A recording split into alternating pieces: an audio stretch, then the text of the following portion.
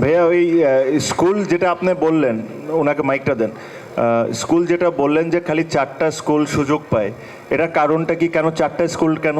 এটা এতদিন ধরে আমরা দেখে আসছি যে 4টা স্কুলকেই মানে তারা চিঠি পাঠায় সীমাবদ্ধ 4টা স্কুলই অংশগ্রহণ, এর বেশি সুযোগ দেয় না, বা এখান থেকে হয়তো বা পাঠানো হইতো না। আর এই 4টা স্কুল কি সবসময় ফিক্স থাকে? এই 4টা স্কুলই না, এইবার একটু চেঞ্জ হয়েছে একটা স্কুল, কিন্তু এর আগে সবসময় এই 4টা স্কুলই ছিল।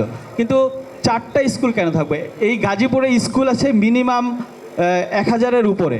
আচ্ছা, এটা কি শুধুমাত্র ক্রিকেট না অন্য স্পোর্টসও? শুধুই আমি ক্রিকেটের কথাই বলতেছি। আচ্ছা, এখন হওয়া উচিত কিভাবে, যেটা আমি মনে করি, আমার কাছে মনে হয় যে গাজীপুরে যতগুলো স্কুল আছে তাদের নিজস্ব একটা টুর্নামেন্ট হইতে হবে।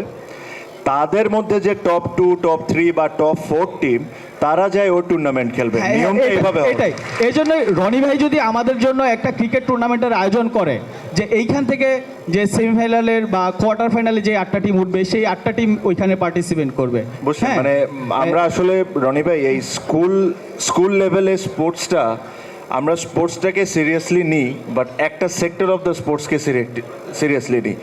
বাট স্কুল লেভেলের স্পোর্টসকে যদি আমরা গুরুত্বটা আরও বেশি দিই, এখান থেকে কিন্তু ওনার কথার মতো আমিও একমত যে অনেক প্লেয়ার প্রডিউস হওয়ার একটা অপরচুনিটি আছে।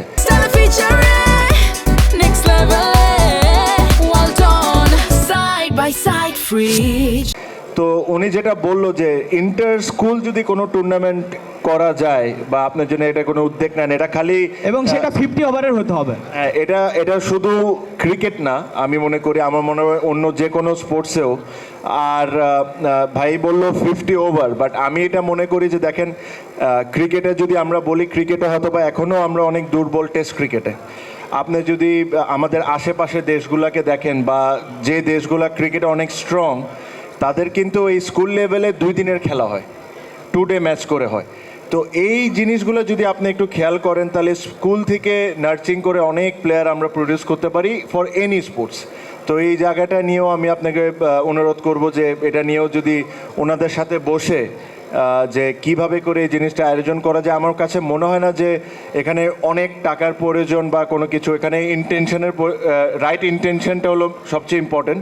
বিকজ স্কুলদের কাছে এনাফ ফান্ডিং থাকেই তারা নিজের টিমকে ফান্ড করার জন্য। জাস্ট একটা রাইট মানুষ রাইট ওয়েতে যদি অ্যাপ্রোচ করা যায়, তাহলে এগুলো সব কিছু সমাধান করা সম্ভব। এবং আন্ডার-12-এর কথাটাও একটু যদি গুরুত্ব, আন্ডার-12 যেটা যেখানে যাদের কোনো নজরই থাকে না, মানে ওদের যে একটা টুর্নামেন্ট হইতে পারে এটা কেউ চিন্তাই করে না। আসলে খেলাটা শুরু করেই তো আন্ডার-12 থেকে।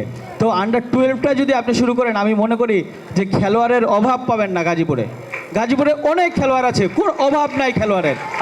আর আরেকটা জিনিস আমি বলি রনি ভাইকে স্পেশালি, যে গাজীপুর হয়তো বা অনেক বড় শহর, এখানে অনেক গুরুত্ব মানুষজন আছেন, কিন্তু একটা মানুষই লাগে পুরো জিনিসটাকে চেঞ্জ করতে। আর আমার বিশ্বাস আপনি ওই মানুষটা হইতে পারেন। আর এই একজন যদি রাইট ওয়েতে রাইট স্টেপগুলো নেয়, গাজীপুরে পুরা স্পোর্টস এরিনাটা চেঞ্জ করে ফেলা সম্ভব। জাস্ট ইন্টেনশনটা রাইট দরকার, আর আমি বিশ্বাস করি আপনি এই জিনিসটা করতে পারবেন।